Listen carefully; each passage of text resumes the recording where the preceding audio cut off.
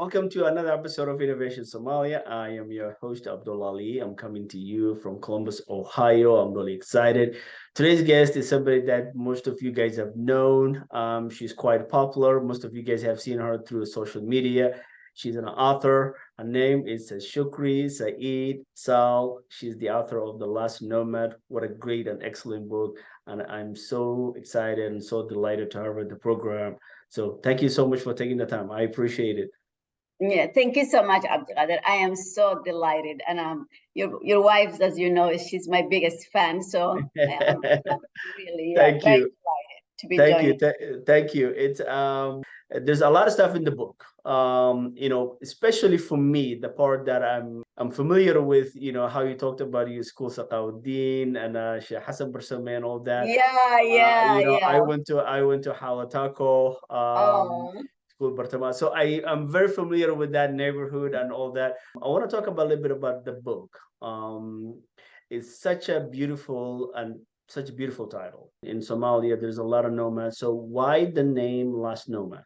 that is a good question, Abdullah. I think I chose the last nomad because, uh, as you learn from this story, my mother had maybe 9 of us, and out of our 9, we have like about 6 of our girls. So for some reason, I had been a daughter of an educated father and a nomadic mother. For them, they fought over my destiny. My mother really felt like if she was going to leave that world behind, or if she was no longer going to be a nomad, she had to make sure one of her daughter is being given as a gift to her older, my grandmother, to her older mother. So in a way, I was the last person in my family who had lived in that life. It's not like my children living in California, talking about their favorite YouTubers. I don't think they're going to go back to that world and become a nomad, So the idea was that I am the last nomad in that sense. There's really not a lot of nomads existing. This is the reason I really archive this whole story. It's not only me, but 3 generations of women, me, my mother, my grandmother. And this is a common stories for our life. You may see one person living in the city, but it's for like there may be one generation removed from that nomadic life. Even children who are born here, who we are their mothers, they are 1 generation or 2 generations removed from that nomadic life, if you look at it that way. Absolutely, because I could remember that there were sometimes that when the school closes that we were shipped out to in the country, and next thing you know is you're farming, you're swimming in the rivers, and Yeah, it was a common crocodile on thing. the other side. The wildlife animal is not too far from it. So yeah, Yeah. I absolutely right. And 2 generations away. during Siad Barre, when he was doing the ololaha of learning Somali language, one of the things he had done was actually, he made sure anybody who can read and write, because remember, he took the Somali literacy from 5% to 50%. To Absolutely. do that, literally, it's a huge thing he did accomplish. So what he will do is, as soon as you can write and read, and you are 9th grade of high school, he will literally ship all these children to drop them in the nomadic world. One of those men was actually my brother-in-law, who at 14 was dropped in the nomadic family, who as soon as he come to live with them, he was teaching them through using loh, that slap. Yeah. I studied law through the Quran. Yeah, he was using loh. I have actually loh. He was using Oh loh yeah, to teach nice. them. Oh yeah, I have like 3 or 4. I'll show you. Reminded me before. So he was using loh to teach them how to write Somali. And well, all they saw was he has a big appetite. He's from the city. He has a big appetite. So he was eating food. So one day they gathered together, and while he's sleeping, they left him. Because he was doing a lot of the food. Okay. Yeah, they left him, and then he realized, I don't know if this story is worth telling, but he realized that he can't get up and no, and he's so terrified of lions and hyenas and all that. And he had like 5 shillings. So he took his money and he looked all around. The desert is the vast open land. There is nothing. So he find a road and he's just walking some road, where the animals walk, where people walk. He's walking, and guess who he come face to face with? A lion. Oh, wow. And guess what he did? He fainted. He literally fainted. And you would think he fainted, and you would think the lion is gonna eat him. The lions actually, usually they're very smart. If they eat humans, they know that they will be killed or hunted. Right. So the lion just follow him until he get into whatever destination. They believe that if you're walking, people is usually are going to where the animal is, the goats, the sheep. Right. So he just follow him, and then eventually he come to this family, and he told them what was going on. Well, the minute they give him water, the lion took one of their goats. And so the family started hitting him. But you brought the lion to us. So interesting. It's a nomad life. It's it's kind of sad, but the life of nomad right now, it's kind of sort of on a winding down. There isn't much weather. There isn't much people like the old days that actually they used to hop on. So I want to touch a little bit of that nomad and lifestyle from your mother. And some of your books kind of sort of starts with like you were just right out the gate running, right? So experiencing life as a very young age. I don't want to say difficulties, but that is just the life that was the way of life at the time. It doesn't seem different. Yeah, it is just the way it was. And Abdulkader, one of the things I really wanted to do for our people is Somalis. I noticed for me, I was fortunate enough to be the daughter of a well-educated father, to have a big house in the city, and then to live also to have that nomadic connection, right? But for a lot of Somalis, I think they carry a shame about it, like the rebadimons. You're a farmer, you're a bush-like person who doesn't know anything. But and if you are running away from that shame, the ramification of that is you're not gonna capture the history of your people, right? This beautiful history that make us who we are, right? And so I am a daughter. In fact, my father was visiting one of his sister who was married to my mother's tribe, right? And in Dapat area, he was visiting her when he saw a young 15-year-old girl, like literally shimmering like the desert she come from, and he was smitten with her beauty. But it wasn't it's not like my mother. My mother lived in that world, not her mother. All these generations of women lived in that world. That was her life. She did not know any other life but the desert, right? Mm-hmm. I mean, the city life was this unseen galaxy, So one of the thing is for me when my mother chose me, and I don't know if the first time we get it right, but I will repeat it. I was born as my mother is third daughter, I think. No, fourth daughter by the time she decided.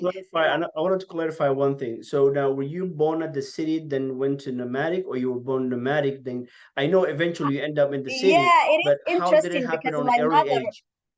You are absolutely right, Abdulkader. My mother couldn't quite untangle herself from that world, right? Okay. So look at these children who, as soon as it's good time, we will go and we will go and go to get our goats, milk, all of that. When it's good rainy season, we go there.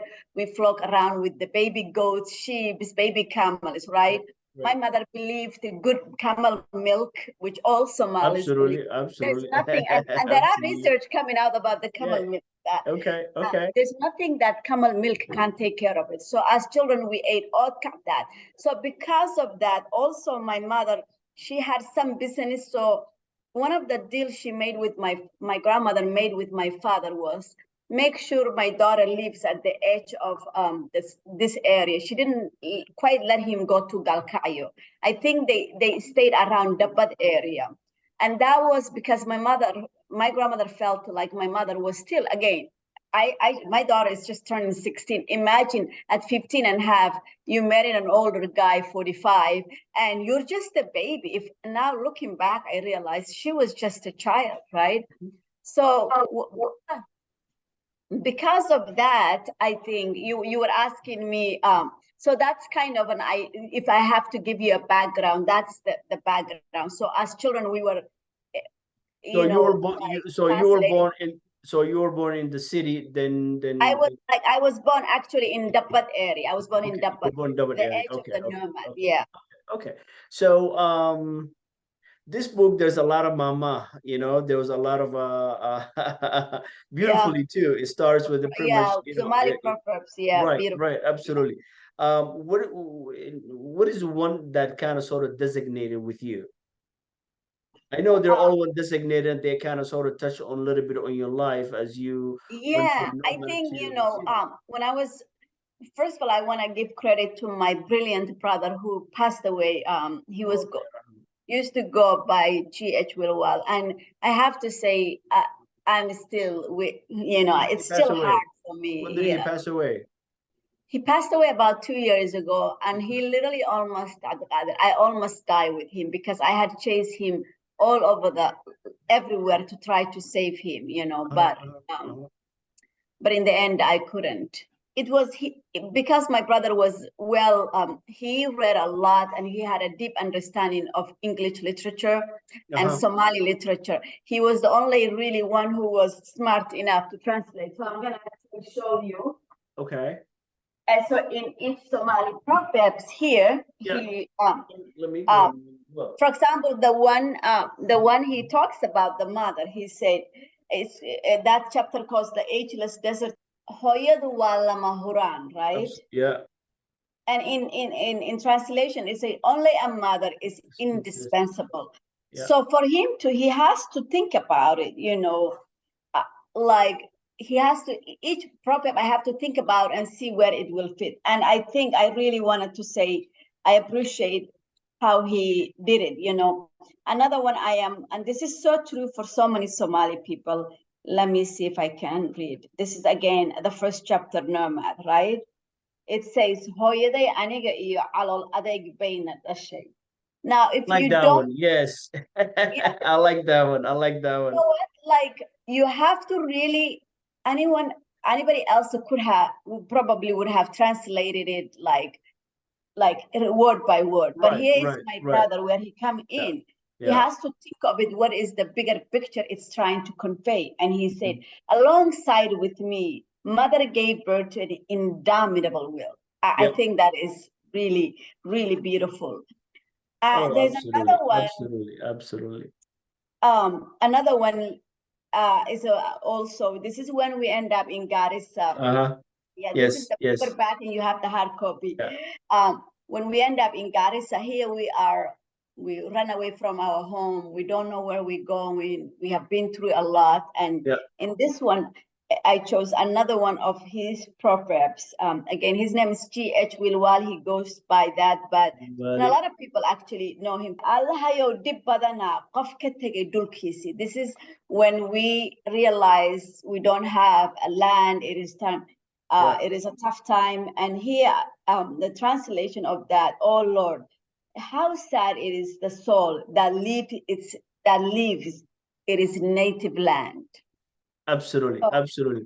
And that's something that we all experience. It resonates so well. It is, Abdulkadir, because this book is really my love letter, my, I don't even know how many, like this is really me trying to capture this, wari maysida war hakaharo.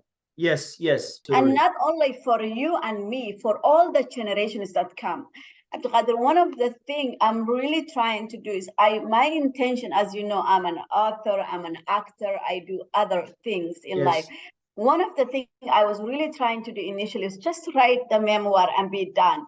But when I realized the need for our stories to be told, our Somali stories to be told, I really thought, wow, I can't just stop that. And I remember talking to your beautiful wife about it and realizing there's really need for an author who have love for his or her people to write this story. And that's when it really hit me. I have to go back the beginning. That's why recently now I submitted a children's book, picture book, called Subani's First Day of Herding, as in a young girl who's trying to herd the animal.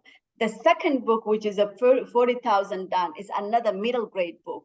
And then I'm going to go back to adult. I really feel, Abdelkader, like I have so much love for my people that I really wanted for them to be able to have these books. And these books are being used to universities, especially St. Paul universities in Minnesota. A lot of them are using. And I know our people are not, they come from oral tradition. And now with social media, they rather talk or say, but there is an important thing for us, all of us, to write our stories and to share and to leave something for the coming of age. Because if you don't have your compass, if you don't know who you are, if you don't have that compass that anchors you, absolutely, then it is easy to be, any wind can blow you out. You know what I mean? Easily for it to disappear. Absolutely. Exactly. Any wind can push you off your gravity because you don't have an anchor. You know, sometimes that what I have a hard time with personally is that differentiating. We are a society of oral versus we are a society that who don't want to write things down. So for me, it's like, okay, well, at what point do you say it's a culture? Okay, we like our culture, we want to stick with our culture, but at some time the world is evolving. It's in a place that, you know, you don't want to be left behind. Other people are kind of sort of capturing their own things. Why not us? You know, you don't get to see stories. Maybe I could be wrong, but you don't get to see stories past 1900, past 1800s or 1700s that are like really talks about you know, the historic aspect of like the Somalis and stuff. There is some religion aspect of it, and you get to see some of that, but you don't get to see the average Abdi that who's just, you know, what are their life exactly, like, you know, 1700 exactly. to 1600 and stuff like that. Because Somalia was not like, you know, right now. I mean, right now, our generation, it's kind of sort of making their own dent. And there's another book that I like, is the other guy from Maine. Is it from Maine or Abdi Ifteen? I enjoyed his book so much because in the war I can relate to that. On the Civil War, I didn't get to experience much because I left while Siad Barre was there, but yet you know, I was in Kenya and I know what's like to experience hardship. You understand? Yes. But not the hardship. It's a different hardship when you're actually in the war lifestyle versus the, you know, the refugee lifestyle. But they're both hardship. I guarantee you on that. But his book captures really, so much too as well.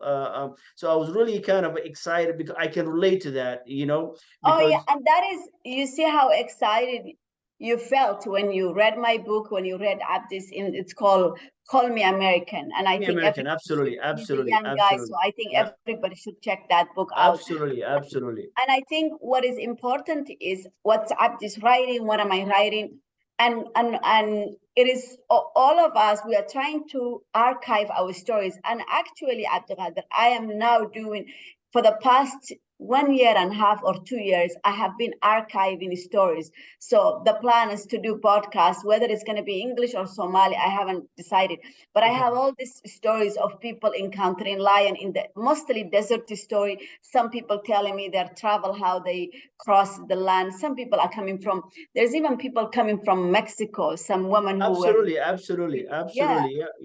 So I felt like all of these things, like, who is gonna do it for us if we are not? And even like here, I moved to San Diego, and one time I'm going to places to see Balboa Park. There are actually these indigenous houses of different culture, Norway, Mexico, and I'm like, we have a huge Somali community and they don't have it. So this is where I decided, you know what, I'm gonna get involved and see what I can do when time comes. So collect all of these items, collect these stories, and have that thing available. Somalis, unfortunately, when they think of Dakan Elis, it is the Deccan Alice is this and us, right? That word is so That word is so misused, and it is used absolutely. to torture children. Oh They yeah. take Oh yeah. children from here in Abdulqadir, and they like we're now trying to create a documentary about a young guy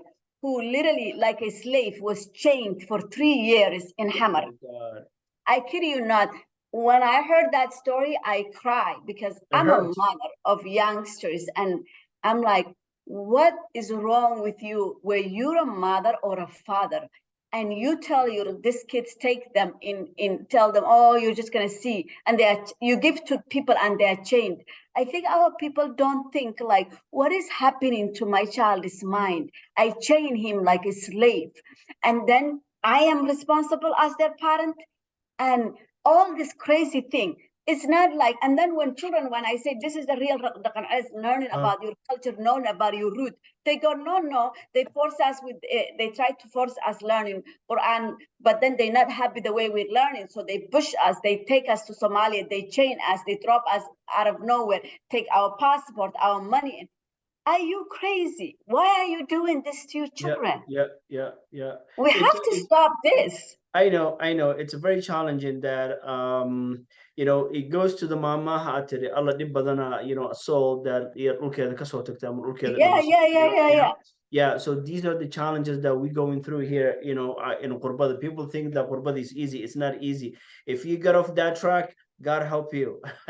We are all on a track, Abdulqadir, they have to, like, we're raising our children here. I remember, like, right now, when my kids were young, there's a picture I was showing you yesterday, somebody of me roller skating with my son. He's 1 year, and I have my roller skating shoes, and I'm pushing him with some to teach him his own thing. So I learned how to ride a bike. I learned how to roller skate. I learned how to skate, and I learned how to ski, all to keep up with my children. We have to adapt, but in a healthy way. It doesn't mean you leave who you are behind. In fact, you are more powerful when you know who you are, and then you are learning, you are willing to learn others, and you are willing to take the best of everything to produce the best of you. And that's how it should be. Oftentimes that people think that, the just ship them and, magically they will appear all cleaned and all well put together and all that. It's not, I spend enough time in corporate America. One thing that they say is that, a couple hours you spend this project, it's another couple hours you don't spend that project. So it means that, a couple hours that you shipped your kids to in somewhere else, it's another couple hours that you didn't spend teaching them, how to be a person, how to be a better adult and all that. So it's challenging on that. I relate to your books because it's a little bit before Siad, and I relate to the other 𝐓𝐇 thing. It's after Siad Barre, so I can see both. Everybody, if you don't know this book, I challenge you to go and look it up. Shugri Said Sahl.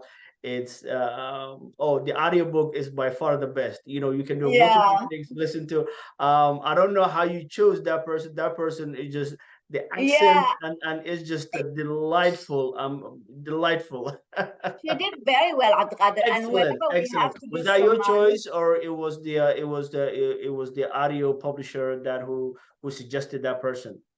No, actually I made it very clear that I wanted somebody from Africa to be the narrator of my book, but I wanted to give broader, like anybody from like different part of Africa. It doesn't have to necessarily. So there was a Somali girl they brought. There was a 2 Ethiopian women and 1 Kenyan.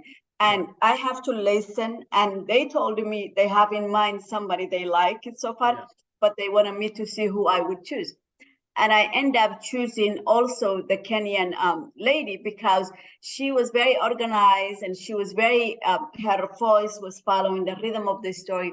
But what I also like about Ayan Abdulqadir is whenever also it is hard Somali, I will go in and do the talk, I will go in and say it, like all the Somali proverb, I didn't want it to be ruined. So I will come in. Also, there is here, I wanted to show you as you can talk, go ahead and keep talking if you want, but I wanted to show you an area that has like a little bit of singing, I think, and also that same area I come into because I didn't want to.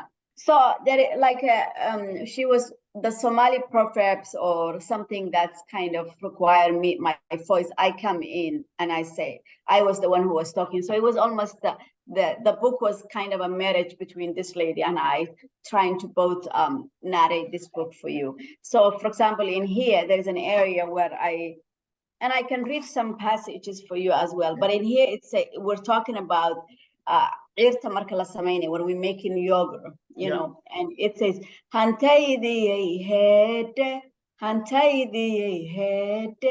mafiyoobido ku arkay, mafiyoobido ku arkay, mafurkaa laga duuqay, nama lagu fandhaalaystay. So, and then she can do the English version of it. But I think the whole book is honestly full of a lot of good stuff for our people. A lot of good stuff. Yeah. How many minutes left? And I liked how 𝐈𝐒 was used to throughout the whole book. You know, if you were not Somali by then, you understood what 𝐈𝐒 meant. Exactly. It was well put together for I enjoyed it. I mean, you can do multiple things while you listen to it.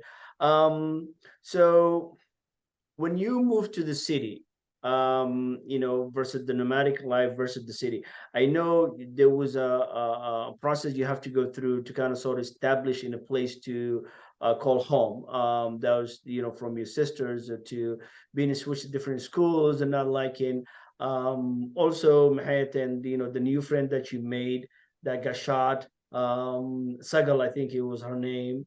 Yeah. So there was a lot of challenges. Now, and I saw another interview that you did, you know, and I think it was 𝐓𝐇𝐈𝐒 too at the same time. One of the things that was, he asked his mom, or was that you? I'm not quite sure. One of the things that people miss from nomadic life is the freedom.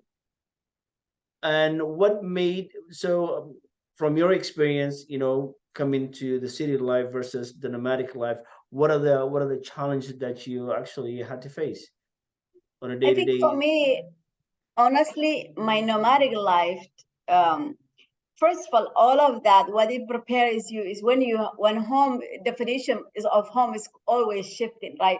There Absolutely. is the desert, there is �𝐷𝐿𝐾𝐒, there is the orphanage, there is Somali civil war, then Kenya, Garissa, different parts of Kenya, then Canada, then California. Home was always shifting. And if something, as a nomad, if one thing it taught me was adapting, the ability to adapt no matter where you are thrown at. That ability to adapt was so important.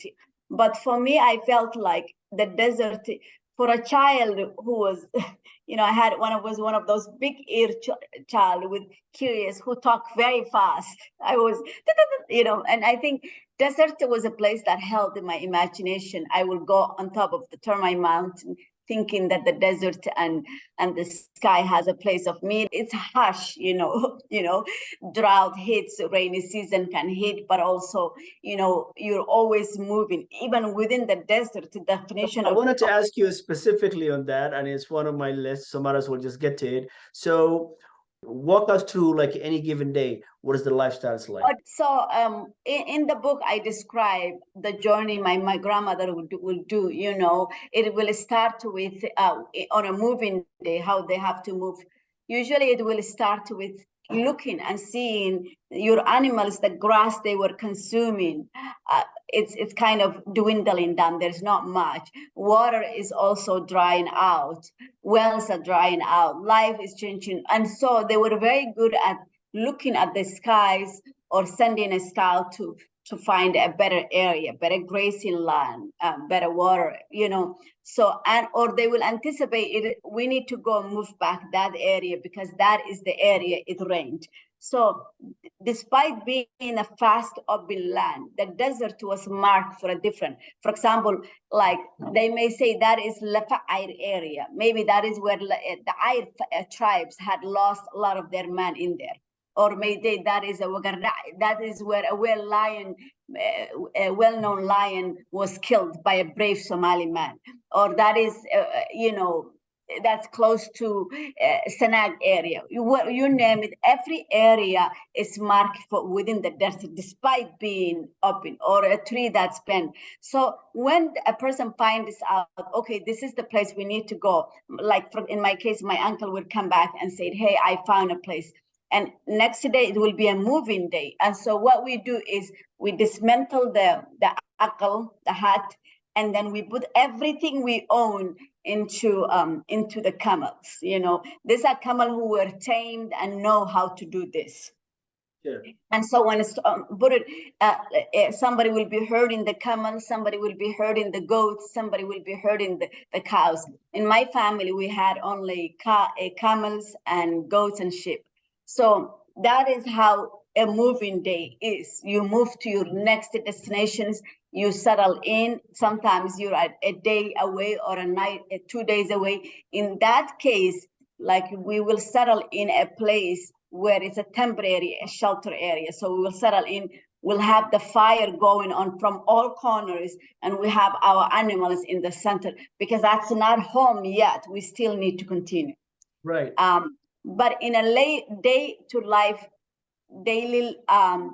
life is getting up in the morning, going herding the goats, taking them, keeping the baby goat or the baby camels at home, and then letting the animal graze the whole day, different area, and then coming back home, milking the animal, letting the baby suckle, and then get the fire going on. Again, we share the land with lions and hyenas who will be happy to take our animal.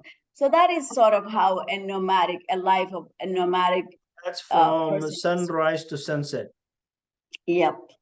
So what do you, as an individual who's with those sheep and those camels, what would you eat for lunch? We would eat like we will have milk always. We have our deer to carry, our water to carry, or sometimes literally you can cook your hand and just the goats just right. I have seen it where I would just lie down on the goat and then get up and just milk it on my, everything. We eat like hob and we will eat a meat. We will take meat we preserve from few seasons ago when we have plenty of animals to slaughter, and when rainy season is that a time to get ready for a dry season. So what is the longest time that you will stay in one given place?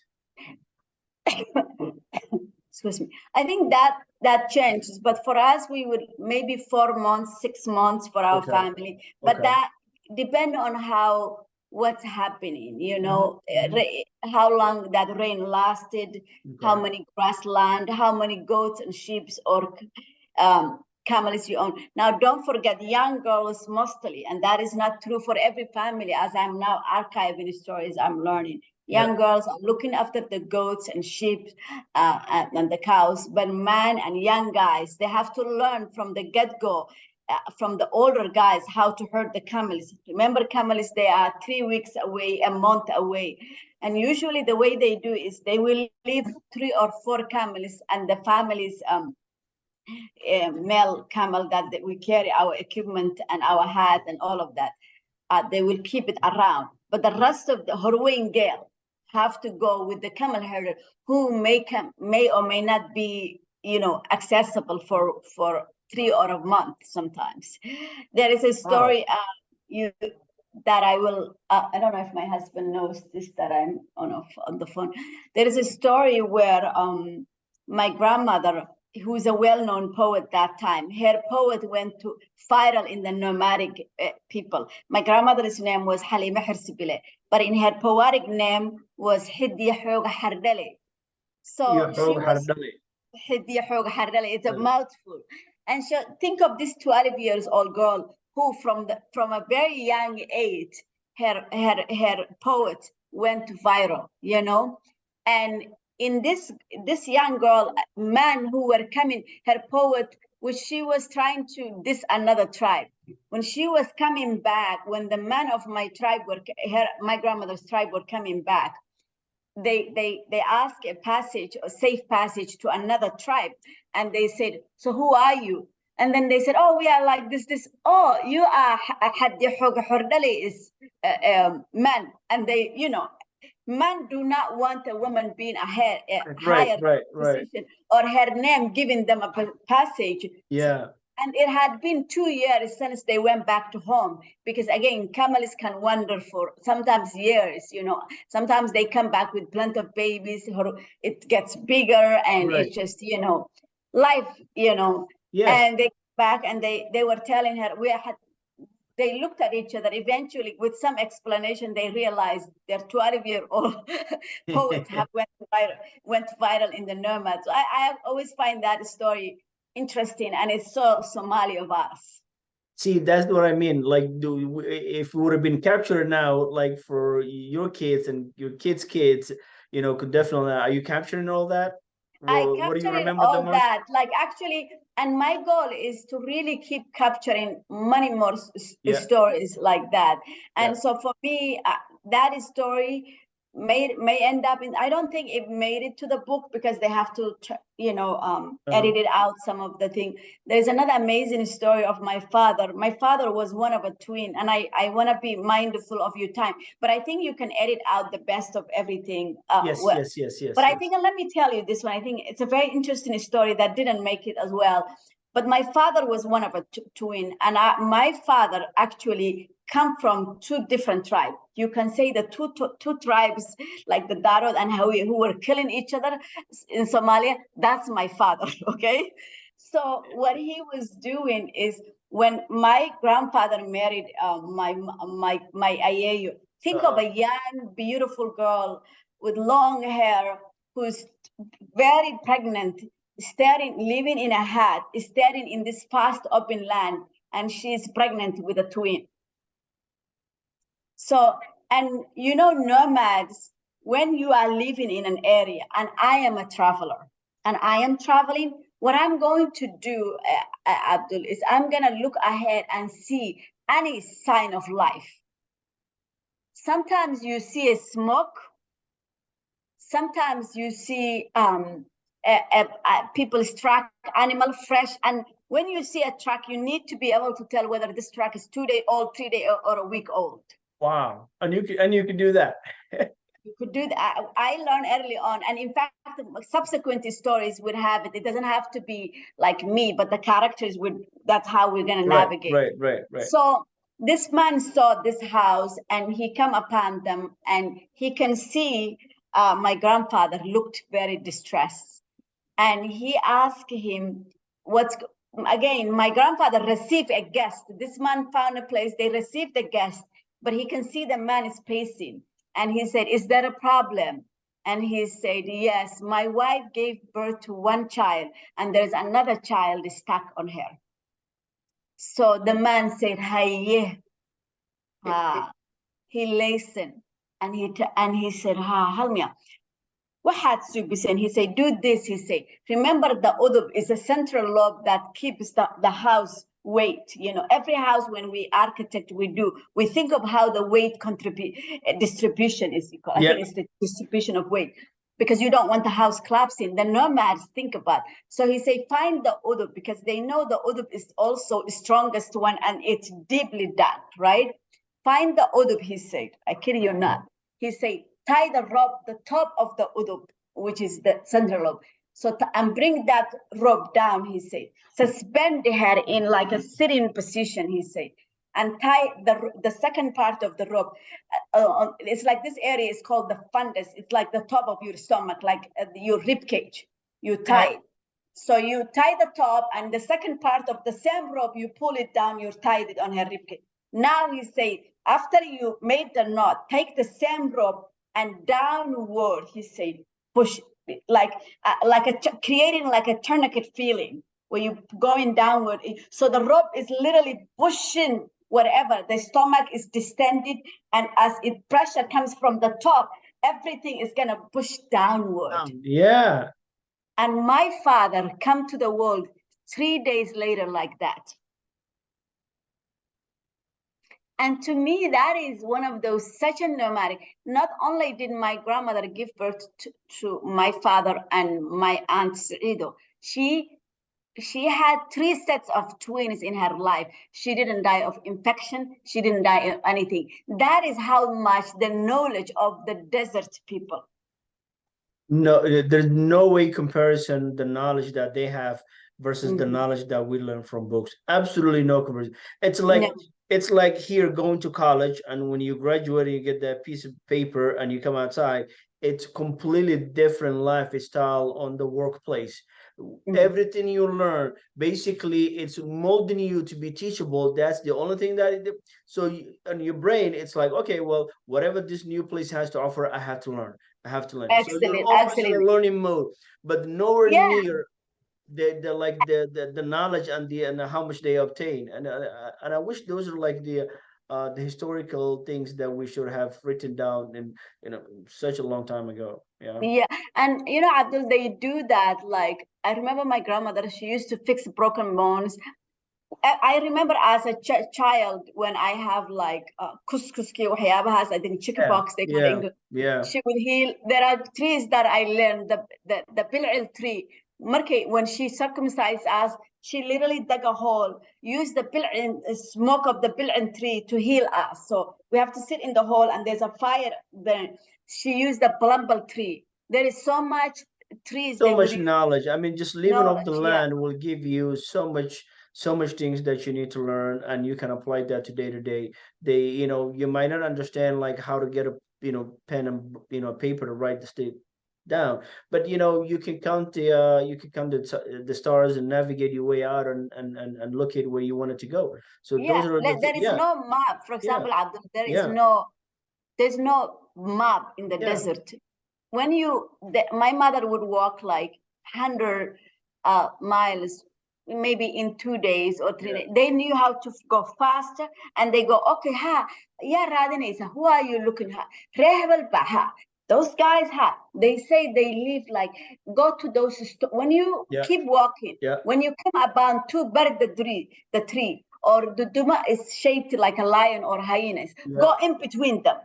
When you go in between them, left, go lean into your left. And then after that, to your right, there should be, if you make a right decision, to your right, there should be Boholo Wawe. Oh, not only that, it's, if you think about it, like, when I first came here, this was like 25 years ago, 26 years ago, there was no cell phone, there was nothing. And we picked up and we left from Columbus to Syracuse. This was like from Columbus, Ohio to Syracuse, New York, to visit some family members that came like maybe a couple of months later. So this is just a brand new, like, we don't speak English, with nothing. We just went to gas station, bought or something, me and my friend, I'm like, boom, let's go. So we were having a hard time reading it, but we had that sense of direction, like, okay, this is the main road that we're on. My sister at the time, who actually sponsored us, Allah Naharist, she passed away, but she kind of sort of guided, like, okay, you need to be on this freeway, you need to be in that freeway, you need to be in that freeway. So, but imagine not knowing how to read a map coming here, because those are the sense of direction you have in back home. It's like, you go here, you go there, you have a direction of where you wanted to head, but yet you just kind of sort of go in between houses. There's no in percent like a street name, or there's no such a thing. And it is even more confusing when it is a vast open land, but they knew it. Sometimes you could be traveling, like, I would tell you a quick story of my mother. She was 9, almost 7, 8 months pregnant with one of my sisters, and she did the same journey, had traveled quite a bit. So she had traveled sometime from Dapat to all the way. So she's trying to be with her mother. I think she's trying to give birth into the desert, right? Which is what she did, my mom. She always liked to be around her mother when she's giving birth. So she kept traveling. And then she heard, enclosure, nomads, sometimes when you have to move, you open your enclosure, everything. If an animal is too sick to go with you, you just leave them there, you travel. So she heard some kind of a sound coming from an enclosure. So she said maybe the family had forgotten some kind of a baby or a sheep or something, or a goat or a camel give birth. She didn't know. As soon as she opened, and it is nighttime, she's been traveling. She opened the gate and she entered. And all of a sudden, crazy hyenas start jumping all over the place. She come upon a feasting hyenas. She walked into an enclosure full of a feasting hyenas. And she was 9 years and old. My so pregnant mom was startled. She goes like, "Awowi la'adab." Your forefathers go to hell. She said, Yes, Marka, it is just like you can do that. Yeah, like can you imagine being 7 months pregnant, and she knows these lions and hyenas knew not to mess up with her. They were probably eating some kind of a dead animals or something that was left behind, knowing that it couldn't make the journey.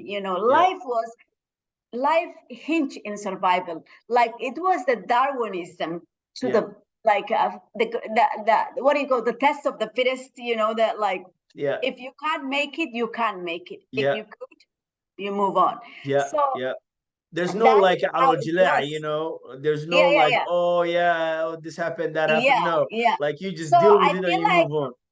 Abdul, you can say we all come from a strong gene because this is the survivalist of the fittest. So those of us who survive, we should be happy.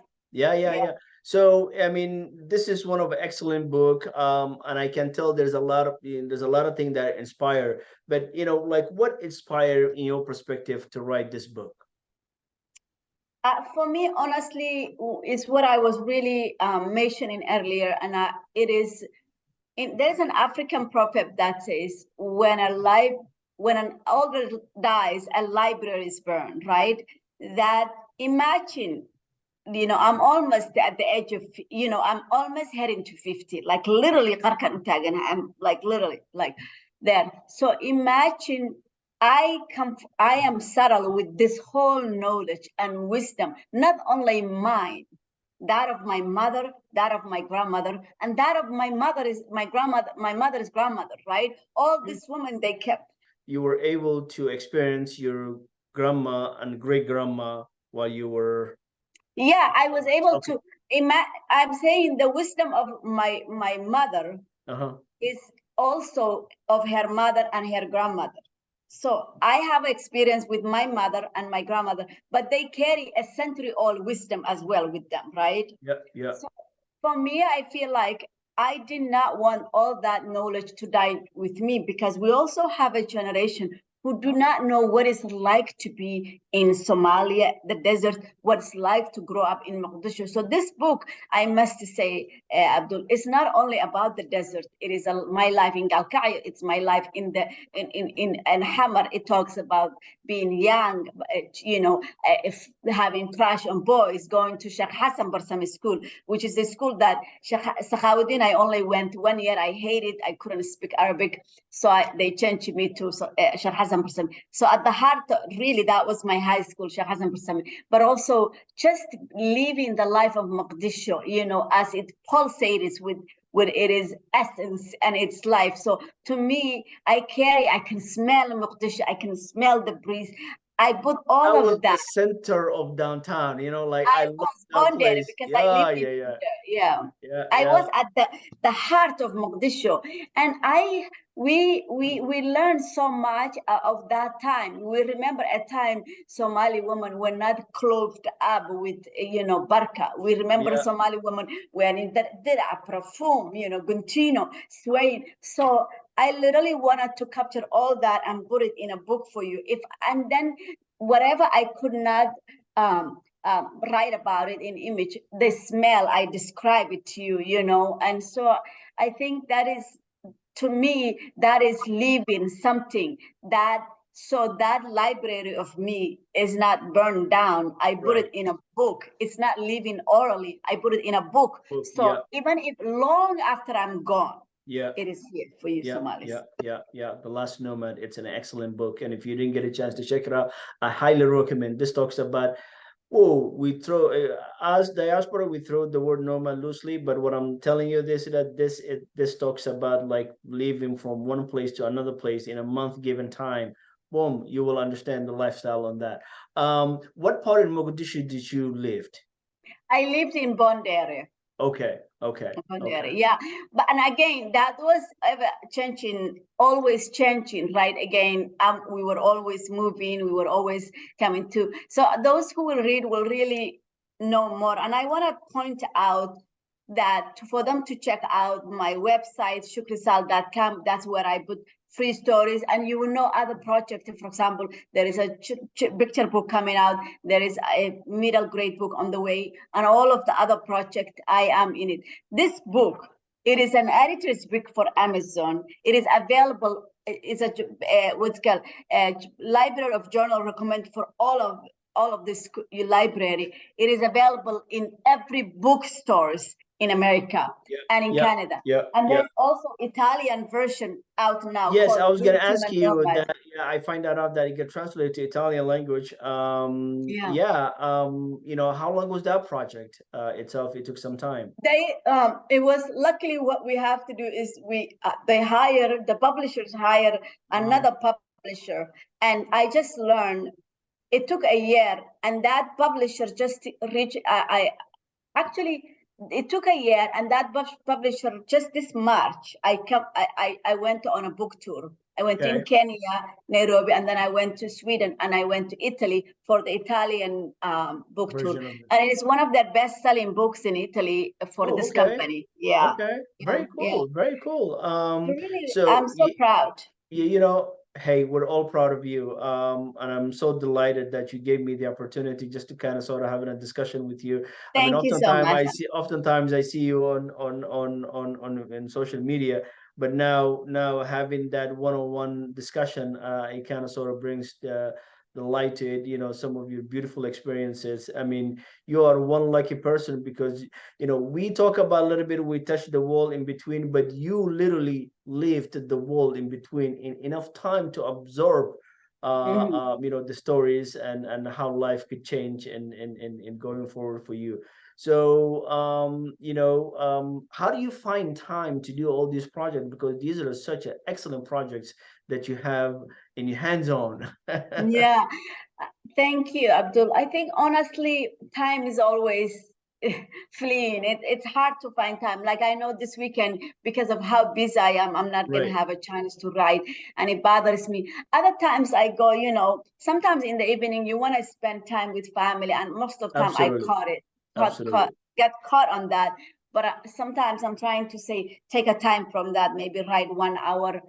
Weekend is where I try to write, and honestly, I believe if something's your passion, you can even find more time to write. It's hard to balance full-time job and then this project, which I am very passionate about it. But I also I find I'm archiving stories, so time is. I take a little bit from here, a little bit from here, and I do whatever that I feel that day. Saying, okay, some days my picture book wants to be written. I feel that some days I go, I don't want to write middle grade book today. I'm going to write my adult book, which is another character. And I just go that whatever I feel inspired to do that. And, you know, sometimes I don't feel like writing and I just listen to my body. But what pushes me every time is I know I want to do that. I just, not only my story, but I also want to archive diaspora experience. And that's what I am after at that. The nomad, the diaspora, all kind of lives that we Somalis are very diverse. So for me, what I'm trying to say is despite our diversity, because we have Somalis in Europe, Somalis in Canada, like I lived with the hippies for almost 22 years. So a lot of people say I act a little bit like hippie the way I do, you know. So even within the Somalis, there is within diversity within us, you know. So for me, I feel like as a Somali, my gift to my people is to really keep bothering, even when I don't feel like writing, to keep writing, to capture our stories, not only for us, for the next generation, so they have their canvas more straight, you know. I feel like as a Somali who left Somalia, I'm happy to go back to Somalia, but I'm not sure if I can live in Somalia. I have changed. Yeah, yeah, You yeah. know I what I agree mean? with you that I agree that with you. Have you been back since you left? No. I went back to Nairobi. That's the Uh-huh. closest I That's come. about it. And one Okay. of the thing Okay. is I need closure from Somalia, but Yeah. violence and I'll like Yeah. the Somalia that I am nostalgic for, that I am aching for, Yeah. that I wanna sift through their soul and the Yeah. soil and the Somalis that exist today may not be the same. No, absolutely not. It's not the same. Imagine after the war now, the Yeah. somebody that was born now is like in their 30s. So if somebody was born 1991, now they're in their 30s, they have their own families and stuff too. So which is completely different. They have their own different thinking, you know.